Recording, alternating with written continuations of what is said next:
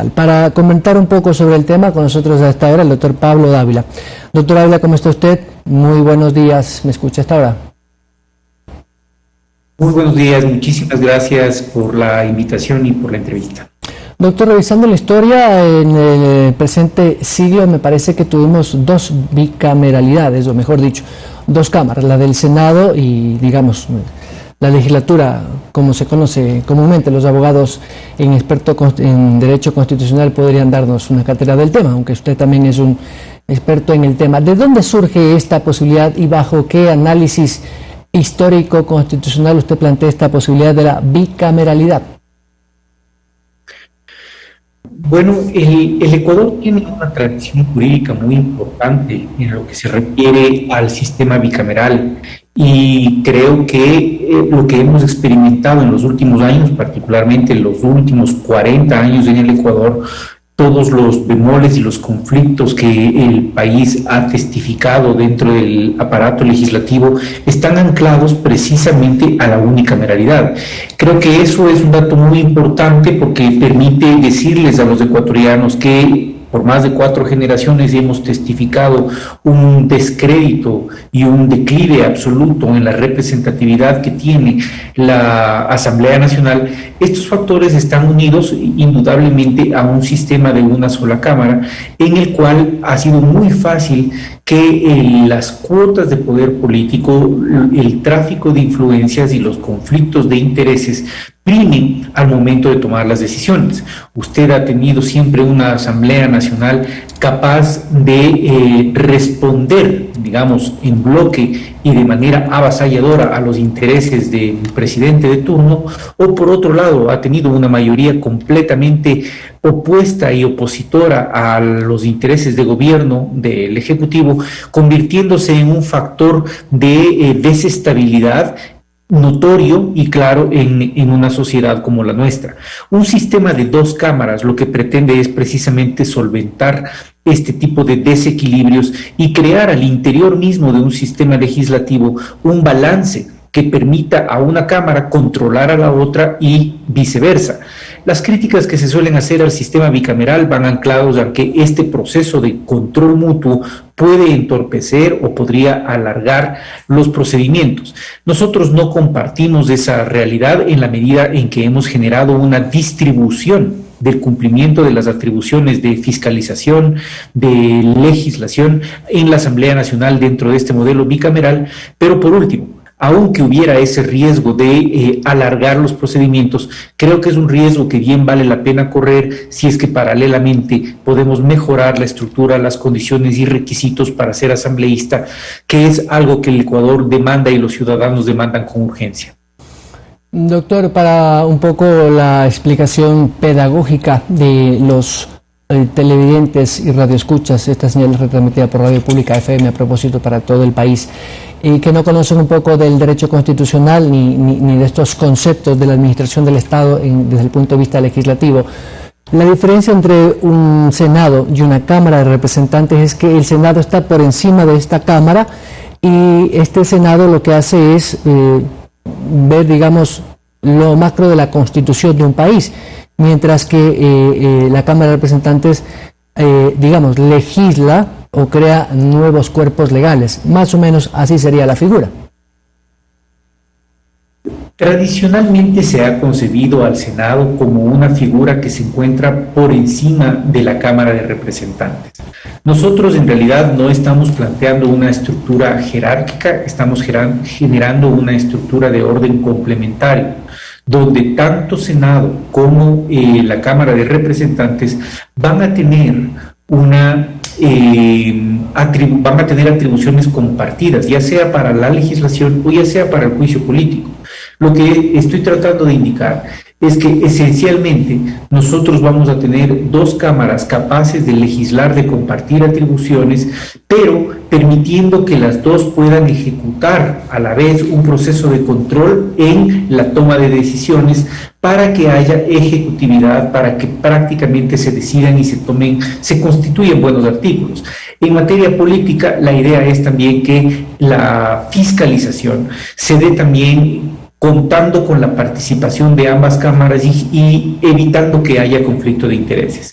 Por ejemplo, si el día de mañana empieza un juicio político en una de la Cámara Baja, de la Cámara de Representantes, la idea es que la decisión final se tome a nivel de la Cámara de Senado para que no haya un conflicto de intereses de quienes directamente plantean el juicio político. De igual manera con la designación de autoridades. Si la designación de autoridades se origina en el concurso reglado con participación ciudadana, que es algo que no existe en la actualidad, pero que se organiza con la presencia y la participación de miembros de la Cámara de Representantes, quienes finalmente van a tomar la decisión de formar parte de un determinado órgano de control, como puede ser la Contraloría General del Estado, será el Senado. Doctor, leía al doctor Ismael Quintana, que es un constitucionalista y por lo general siempre opina de algunos temas relacionados a su especialidad. Y él decía que, voy a leer textualmente su último tuit: Ecuador fue bicameral hasta la Constitución de 1967.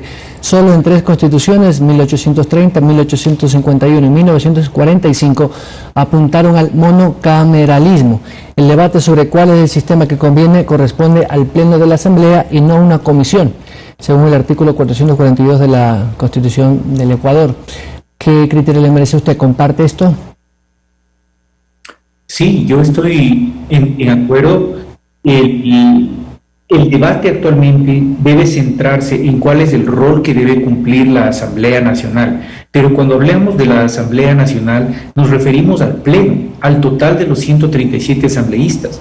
No puede ser, como la ciudadanía conoce, que una comisión integrada por 8 personas, a través de una resolución, de una decisión que tiene el voto solamente de 4, por favor, quisiera que la ciudadanía haga hincapié en esta realidad, con el voto de 4 personas, pretenda desconocer el planteamiento de reforma estructural de fondo que estamos solicitando muchos ciudadanos. Tome en cuenta que el comité que yo represento, a su vez, representa a más de 350,000 personas que hemos firmado una propuesta precisamente para reestructurar la asamblea, para mejorar los requisitos para ser asambleísta, para disminuir el número de asambleístas, para eliminar a los asambleístas suplentes.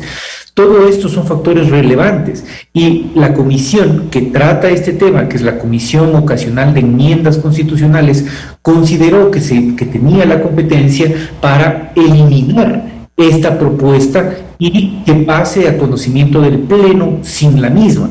Y solamente con los otros 2 temas que hemos planteado, que como usted ya mencionó, son la eliminación del Consejo de Participación Ciudadana y el fortalecimiento de la Fiscalía.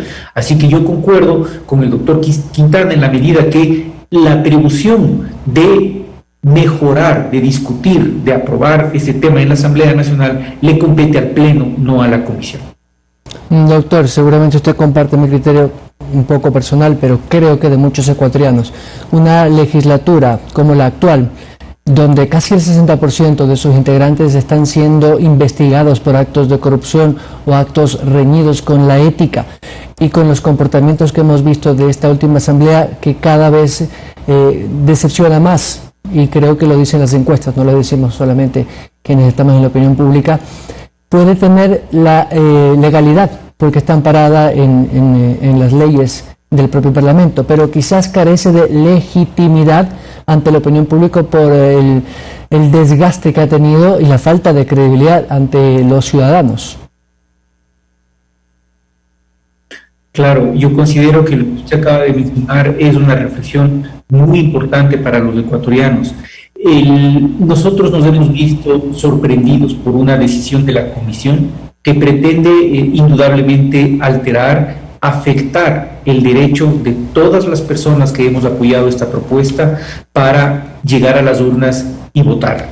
Aquí lo que quisiera que el país y la audiencia conozca es que nosotros hemos planteado 3 temas fundamentales para que lleguen a las urnas a la votación de los ciudadanos y a través del mecanismo de democracia directa, para que sin intermediarios los ciudadanos podamos votar, podamos pronunciarnos sobre ellos a favor o en contra. Es posible que muchos de los ciudadanos que están viendo este programa no estén de acuerdo con la bicameralidad o no estén de acuerdo con desaparecer el Consejo de Participación Ciudadana. Bueno, ellos pueden votar en contra, pero no puede ser No puede ser admisible que se nos prohíba y se pretenda coartar el derecho que nosotros tenemos a votar. La Asamblea Nacional, los asambleístas en general, deben entender, y los miembros de esa comisión tienen que entender, que su legitimidad y su credibilidad, tan desgastada y venida menos en general, depende esencialmente del respeto al poder de los ciudadanos y a la autoridad que se radica en la ley. El poder de los funcionarios públicos radica y se basa para el servicio de los ciudadanos, y la autoridad que ellos ejercen tiene como límite la Constitución y la ley. Cuando ellos olvidan estos preceptos, cuando olvidan cuáles son los límites en el ejercicio del poder y de la ley, como usted ha mencionado, pues la consecuencia directa es la pérdida de legitimidad y la pérdida de credibilidad y confianza por parte de los ciudadanos. Doctor, ¿y esta misma situación podría tener el Consejo de Participación Ciudadana y Control Social, que lamentablemente ha estado lleno de escándalos en los últimos 2 años? El primero, el ex cura Tuárez, y ahora el último que salió también por irregularidades, por cosas reñidas con la ética, pero también hay una especie como de pugna interna de los miembros, como para buscar un protagonismo. Creo que está perdiendo también un poco de legitimidad el Consejo de Participación Ciudadana. Usted, que estuvo en la transición, precisamente sabe cuáles son las competencias, y como que dentro de este esquema institucional no hay, digamos, una justificación, más allá de que en la Constitución conste como un quinto poder del Estado, la participación del ciudadano. ¿Está perdiendo representatividad este Consejo?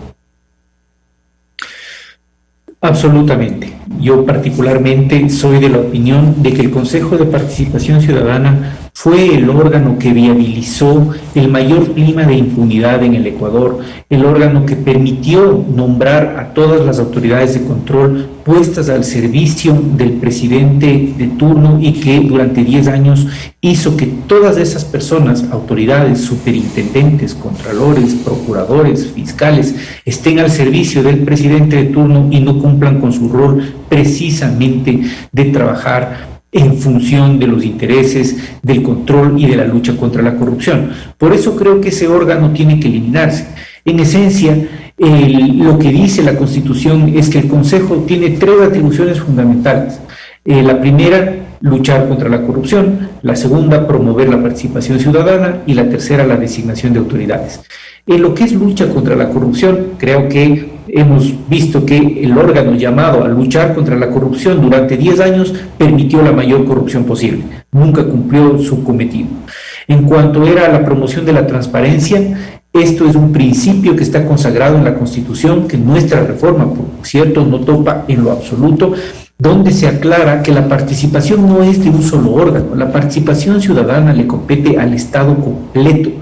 Todas las entidades estatales, de todas las formas de gobierno, tienen que promover la participación y mecanismos de participación ciudadana. Así que no necesitamos un ente del Estado exclusivamente para que se encargue de regular dicha participación. Eso es un contrasentido. Los ciudadanos se organizan a través de los mecanismos ciudadanos, no estatales.